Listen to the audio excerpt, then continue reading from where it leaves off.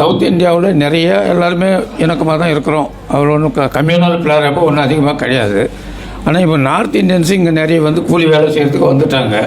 அவங்கக்கிட்ட இந்த மாதிரி இணக்கம் இருக்கிறதா உங்களுக்கு தெரியுதா அப்படின்றத அறிய விரும்புகிறேன். ஐயா அவங்க வந்து நடைமுறையில் உள்ள ஒரு தகவலை சொல்லி கேள்வியாக முன் வச்சிருக்கிறாங்க. அதாவது தமிழ்நாட்டை பொறுத்த மட்டில் நாம் மத நல்லிணக்கத்தோடு வாழ்கிறோம். அது மெஜாரிட்டி மைனாரிட்டி அப்படின்னு எதையுமே நம்ம பார்க்கறது இல்லை. ஆனால் இங்கே வந்து மத நல்லிணக்கம்லாம் இருக்குது. அதே நேரத்தில் நார்த்து இந்தியாவில் இந்த மத நல்லிணக்கம் நிறைய சீர்கெட்டு போய் இருக்கிறது. அங்கே எல்லாம் அடிக்கடி பிரச்சனைகள்லாம் நடக்கத்தான் செய்கிறது. இப்போ கேள்வி என்ன அப்படின்னு கேட்டால், ஒரு நேரத்தில் நார்த் இந்தியன்ஸ் வந்து அங்கேயே வாழ்ந்தாங்க. இப்பொழுது வந்து வேலை நிமித்தமாக பிழைப்பு நிமித்தமாக தமிழகத்தில் நிறைய பேர் வந்திருக்கிறாங்க. இப்போ அங்கே எப்படி நார்த் இந்தியன்ஸ் வந்து கம்யூனல் பிரச்சனை, அதாவது மத நல்லிணக்கத்துக்கு எதிராக அவங்க நடக்கிறாங்களோ அதே போன்று அங்கே இருந்து வரக்கூடியவங்க இங்கே உங்கள்கிட்ட எப்படி நடக்கிறாங்க, அந்த கம்யூனல் பிரச்சனை அதாவது மத நல்லிணக்கத்துக்கு எதிரான ஒரு நிலையை நீங்கள் உணர்கிறீங்களா அப்படின்னு சொல்லி அவங்க கேட்குறாங்க. முதல் விஷயம் என்னன்னு கேட்டால், நார்த் இந்தியன் இன்னைக்கு வந்திருக்கிறாங்க அப்படின்னு சொன்னால் அதில் நல்லவங்களும் இருக்கிறாங்க. எல்லாரையும் மத வேறுபாடோடு தான் பார்க்குறாங்க அல்லது மத நல்லிணக்கத்துக்கு எதிராகத்தான் செயல்படுகிறார்கள் என்று எல்லாத்தையும் சொல்லிவிட முடியாது. அதில் வந்து கொஞ்சம் பேர் அப்படி இருக்கிறாங்க.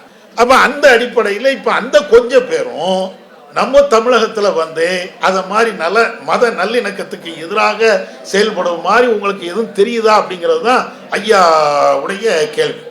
ஆனால் எங்களை பொறுத்த மட்டில் நாங்கள் வந்து இந்த மத நல்லிணக்கத்துக்கு எதிராக யார் செயல்பட்டாலும், அது முஸ்லீம் செயல்பட்டாலும் சரி முஸ்லீம் அல்லாதவர்கள் செயல்பட்டாலும் சரி, அவர்களோடு நாங்கள் பெருசாக தொடர்பு வைத்துக் கொள்றது இல்லை. ஏன் தொடர்பு வைத்துக் கொள்றது இல்லை?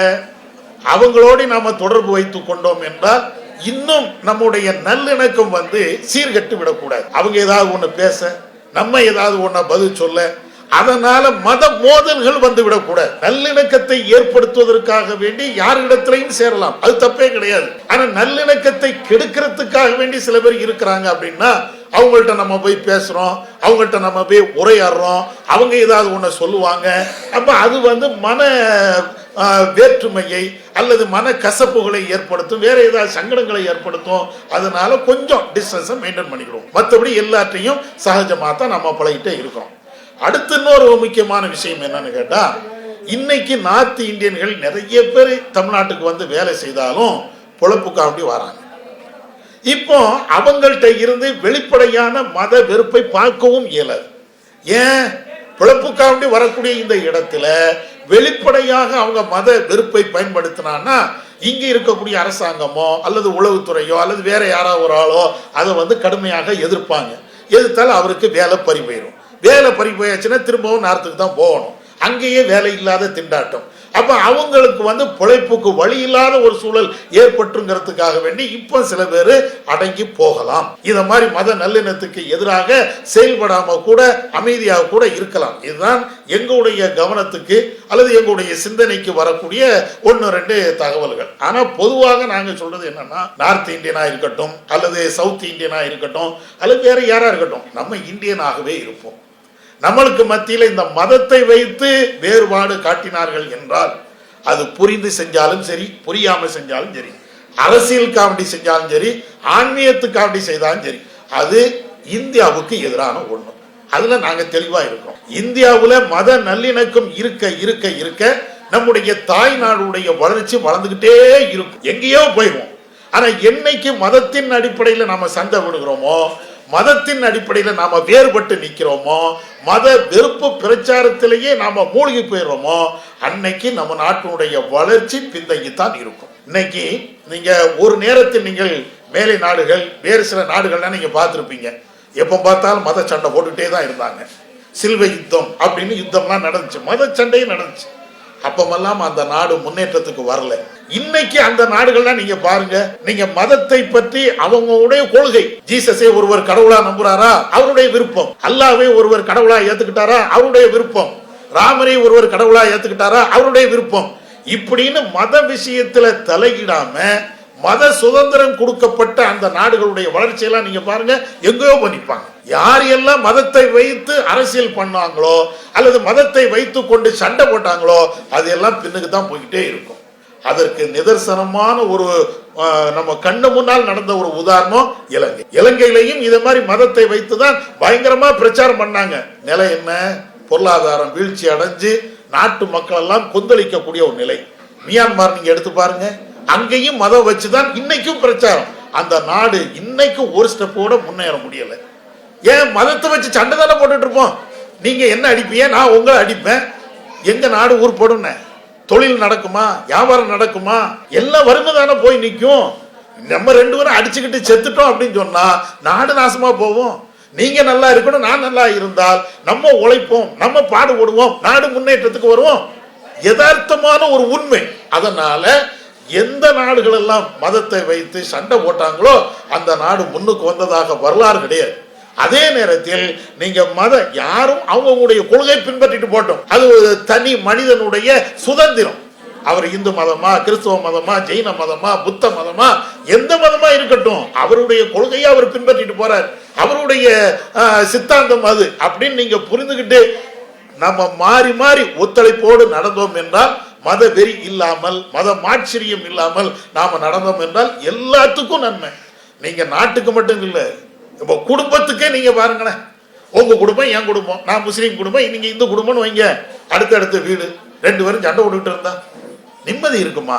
வீடு என்றால் நிம்மதியாக வாழ்வதற்கு தானே, அக்கம் பக்கத்தோடு சேர்ந்து மகிழ்ச்சியாக இருப்பது தானே.